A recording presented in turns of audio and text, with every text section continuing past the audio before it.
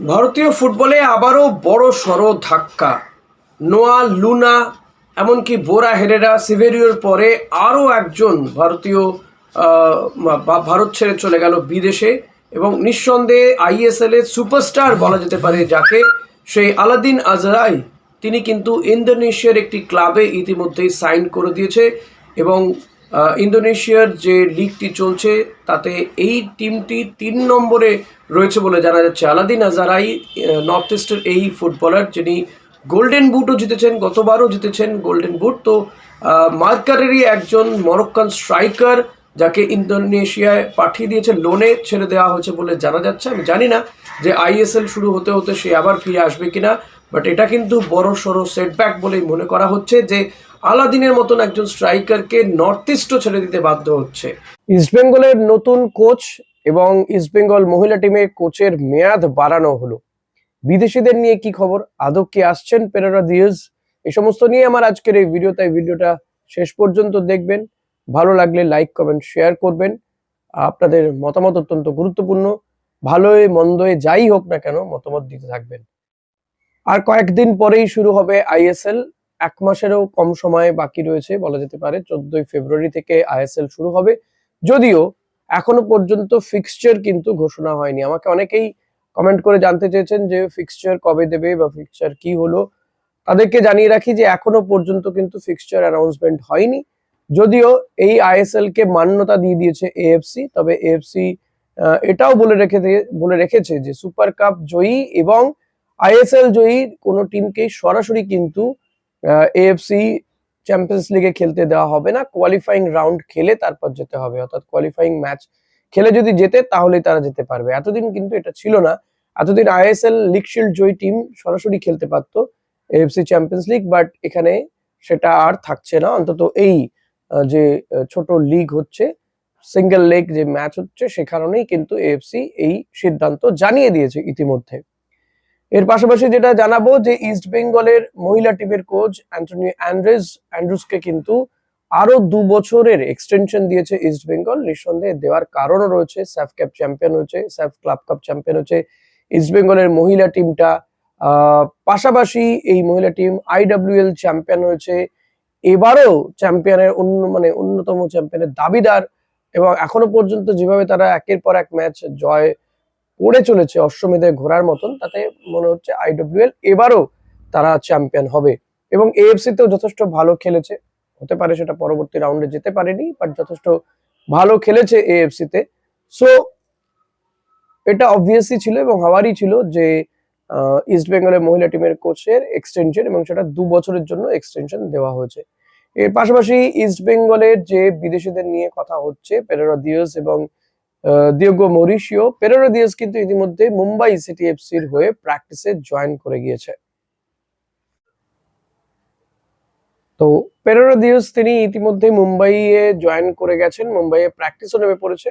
অন্যান্য টিমগুলোর মতন মোহনবাগান, ইস্ট বেঙ্গলের মতো মুম্বাই তারাও কিন্তু প্র্যাকটিস শুরু করে দিল। আর পেরেরা দিয়েজ তিনিও প্রথম দিনের প্র্যাকটিসে উপস্থিত ছিলেন। তবে এটা বলা যায় না যে পেরেরা দিয়েজকে ইস্ট বেঙ্গল আনবে না বা আনছে না, এক্ষুনি সেটা বলার সময় আসেনি। এখনো কিছুটা সময় বাকি রয়েছে। তবে হ্যাঁ, ইস্ট বেঙ্গল নো ডাউট এই 2-3 জনের জন্য খোঁজ খবর তো করছে, প্রচুর সিভি জমাও পড়েছে।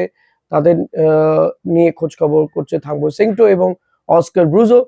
তাদের মধ্যে থেকে হয়তো কাউকে বা কোনো দুজনকে নেওয়া হতে পারে। পেরেরা দিয়েজ মুম্বাইয়ের হয়ে প্র্যাকটিস করলেও পরবর্তীতে তাকে যদি সেখান থেকে রিলিজ নিয়ে আসতে পারে ইস্ট বেঙ্গল, সেই ব্যাপারে হতে পারে। সেই কথা কতদূর এগিয়েছে সেটা তো ডিপেন্ড করছে না। তো এখনো পর্যন্ত কিন্তু আমি কালকেও যেটা বলেছি, কালকের একটা ভিডিওতে রাতে একটা ভিডিও দিয়েছিলাম, যেটা অনেকটা রাতেই ভিডিও দিতে হয়েছে। এখনো পর্যন্ত কিন্তু বিদেশি কনফার্ম হয়নি ইস্ট বেঙ্গলে। এদিকে ছোটরা কালকে ডার্বিতে জিতে গিয়েছে, নো ডাউট ভালো খবর। ইস্ট বেঙ্গলের সমস্ত পর্যায়ের টিমগুলোই কিন্তু ভালো খেলছে। আজকে আরএফডিএল এর অভিযান শুরু হবে। এবছর কিন্তু প্রচুর নিউ প্লেয়ার সাইনিং হয়েছে আরএফডিএল এ। গতবারের টিমটারও বেশ কয়েকজন রয়েছে, নতুন টিম রয়েছে। আজকে আরএফডিএল এর ম্যাচ রয়েছে ইউনাইটেডের বিরুদ্ধে, কঠিন একটা ম্যাচ। তো দেখা যাক সেই ম্যাচের রেজাল্ট যা হবে আপনাদেরকে পরবর্তীতে জানাবো। তো ইস্ট বেঙ্গলের সমস্ত বয়সের সমস্ত টিমই কিন্তু বেশ ভালো খেলছে এবং তারা তাদের ছাপ রেখে যাচ্ছে, সেটা মহিলা টিম হোক বা ছোটরা হোক। তবে সিনিয়র টিম, হ্যাঁ, যেটা মূল আমাদের কনসার্ন।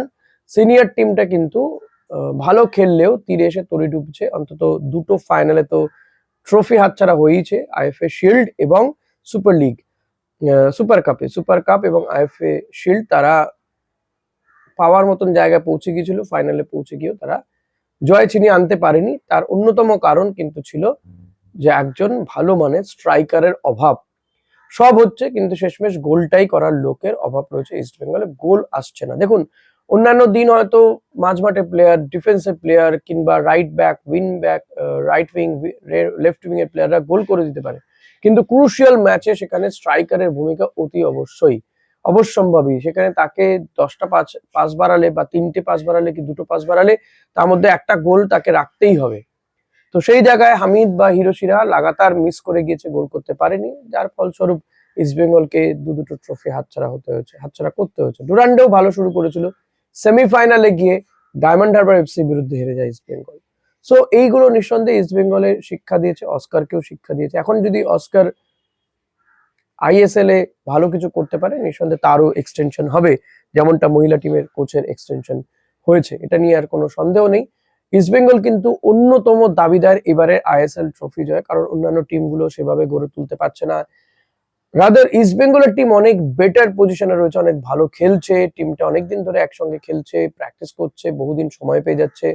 4-4 ভালো মানে বিদেশি রয়েছে এবং 1 কি 2 স্ট্রাইকার যদি বিদেশি চলে আসে তাহলে ভালো, না হলেও যারা ভারতীয় স্ট্রাইকার রয়েছে তারাও কিন্তু সেই মানের, ভালো মানেরই রয়েছে এবং তাদেরকে খেলানো উচিত বলে তো আমি অন্তত মনে করি। এর পাশাপাশি যদি বলতেই হয় তাহলে বলতে হবে